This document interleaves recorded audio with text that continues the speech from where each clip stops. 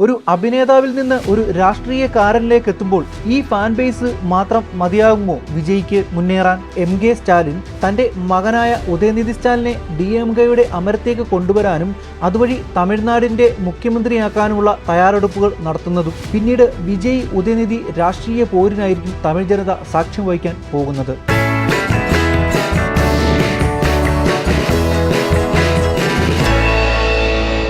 ഹബീബി, welcome to my channel. ഇന്ന് ഞാൻ പറയാൻ പോകുന്നത് നമ്മുടെ ഇളയ ദളപതി വിജയുടെ രാഷ്ട്രീയ പാർട്ടി പ്രവേശനത്തെക്കുറിച്ചും ഇപ്പം കഴിഞ്ഞ ദിവസം അദ്ദേഹത്തിന്റെ പാർട്ടിയുടെ ഔദ്യോഗിക കൊടി പുറത്തിറക്കുകയും ചെയ്തു. അപ്പം അതിനെക്കുറിച്ചുള്ള ഒരു കാര്യങ്ങളും തമിഴ്നാട്ടിലെ ഒരു നിലവിലത്തെ ഒരു രാഷ്ട്രീയ സ്ഥിതിയും വിജയുടെ ഈ ഒരു രാഷ്ട്രീയ പ്രവേശനത്തെ തുടർന്ന് തമിഴ്നാട് രാഷ്ട്രീയത്തിൽ ഉണ്ടായേക്കാവുന്ന കുറച്ച് കാര്യങ്ങളെക്കുറിച്ചൊക്കെയാണ് ഞാൻ ഇന്ന് പറയാൻ പോകുന്നത്.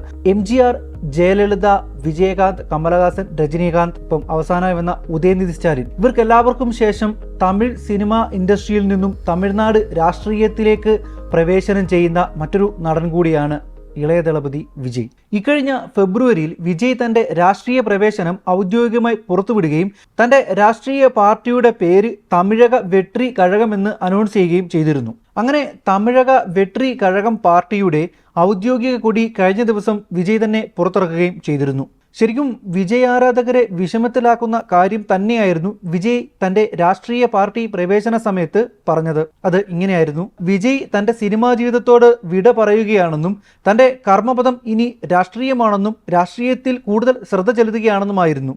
വിജയുടെ ഈ ഒരു തീരുമാനം ശരിക്കും വിജയ് ആരാധകർക്ക് മാത്രമല്ല, വിജയെ സ്നേഹിക്കുന്ന, വിജയുടെ സിനിമകൾ ഇഷ്ടപ്പെടുന്ന എല്ലാവർക്കും ഒരു വലിയ ഷോക്ക് തന്നെയായിരുന്നു. ശരിക്കും വിജയ് തന്റെ കരിയറിന്റെ പീക്ക് ലെവലിൽ നിൽക്കുമ്പോഴും ഇങ്ങനെ ഒരു തീരുമാനം എടുത്തത് ശരിക്കും അക്ഷരാർത്ഥത്തിൽ എല്ലാവരെയും ഞെട്ടിച്ചു തന്നെയായിരുന്നു. തമിഴ്നാട്ടിൽ ഏറ്റവും കൂടുതൽ ഫാൻ ബേസ് ഉള്ള നടൻ തന്നെയാണ് വിജയ്.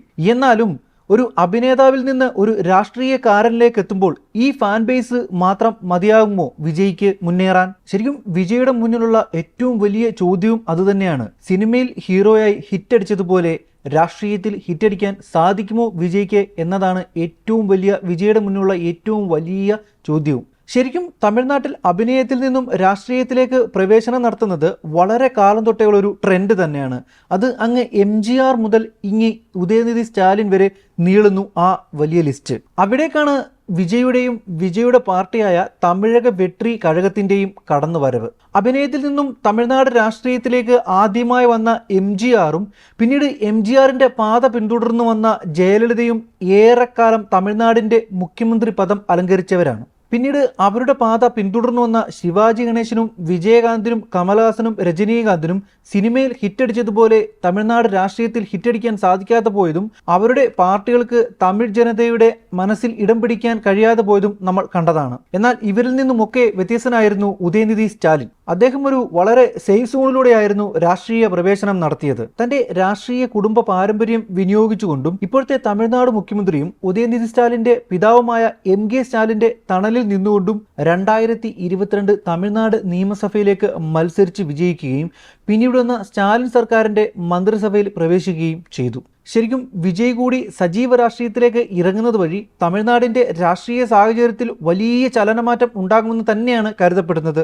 അതിന് അവർക്ക് സാധാരണ ജനങ്ങൾക്കിടയിലേക്ക് തന്നെ ഇറങ്ങിച്ചെല്ലേണ്ടി വരും. വിജയും വിജയുടെ പാർട്ടിയായ TVKയും തമിഴ്നാട് രാഷ്ട്രീയത്തിലെ ഏറ്റവും വലിയ ശക്തമായ രാഷ്ട്രീയ പാർട്ടികളോടാണ് മത്സരിക്കേണ്ടതെന്ന് തന്നെയാണ് വിജയ്ക്ക് മുന്നിലുള്ള ഏറ്റവും വലിയ വെല്ലുവിളിയും. എന്നാൽ നിലവിലെ തമിഴ്നാട്ടിലെ രാഷ്ട്രീയ സാഹചര്യത്തിൽ വിജയ്ക്കും വിജയുടെ പാർട്ടിക്കും ഇത് എത്രത്തോളം സാധിക്കുന്നു എന്നതിനെ ആശ്രയിച്ചിരിക്കും വിജയുടെയും വിജയുടെ പാർട്ടിയുടെയും രാഷ്ട്രീയ ഭാവി തന്നെ. ശരിക്കും വിജയ്ക്ക് അത് സാധിച്ചാൽ തമിഴ്നാട്ടിൽ പുതിയൊരു രാഷ്ട്രീയ സാഹചര്യം രൂപപ്പെടും. വിജയ്ക്ക് മുമ്പ് വന്ന് പോയവർക്ക് സാധിക്കാതെ പോയതും ഇത് തന്നെയാണ്. ഒരുപക്ഷെ ഭാവിയിൽ തമിഴ്നാട്ടിൽ കടന്നു വരാൻ പോകുന്ന രാഷ്ട്രീയ സാഹചര്യം മുന്നിൽ കണ്ടുകൊണ്ട് തന്നെയാകും DMKയുടെ അമരക്കാരനും തമിഴ്നാട് മുഖ്യമന്ത്രിയുമായ കെ സ്റ്റാലിൻ തന്റെ മകനായ ഉദയനിധി സ്റ്റാലിനെ DMKയുടെ അമരത്തേക്ക് കൊണ്ടുവരാനും അതുവഴി തമിഴ്നാടിന്റെ മുഖ്യമന്ത്രിയാക്കാനുമുള്ള തയ്യാറെടുപ്പുകൾ നടത്തുന്നതും.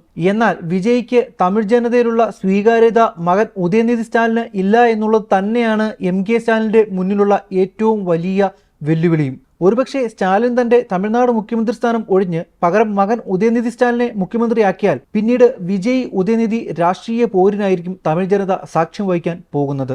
അങ്ങനെ സംഭവിക്കുകയാണെങ്കിൽ തന്റെ രാഷ്ട്രീയ പാരമ്പര്യവും സ്റ്റാലിൻ എന്ന രാഷ്ട്രീയ അധികായന്റെ രാഷ്ട്രീയ തന്ത്രവും ഉദയനിധിക്ക് ഗുണം ചെയ്യുക തന്നെ ചെയ്യും. ഇതൊക്കെ മുൻകൂട്ടി കണ്ടുകൊണ്ട് തന്നെയാകും വിജയ് തന്റെ രാഷ്ട്രീയ പാർട്ടി പ്രഖ്യാപന വേളയിൽ ഇങ്ങനെ പറഞ്ഞത്, തമിഴ്നാട്ടിലെ കുടുംബ രാഷ്ട്രീയം ഇല്ലാതാക്കാൻ ശ്രമിക്കും എന്ന്. ശരിക്കും പരോക്ഷമായി വിജയ് സ്റ്റാലിൻ കുടുംബവാഴ്ചയെ തന്നെയാണ് പറഞ്ഞതെന്ന് സംശയിക്കേണ്ടിയിരിക്കുന്നു. വിജയ് തന്റെ പാർട്ടിയുടെ കൊടി പുറത്തിറക്കിയ സമയത്ത് പറഞ്ഞത് തമിഴക വെട്രി കഴക പാർട്ടിയുടെ കൊടി പാർട്ടിയുടെയും തമിഴ്നാടിന്റെയും അടയാളമാക്കി മാറ്റുമെന്നുമായിരുന്നു.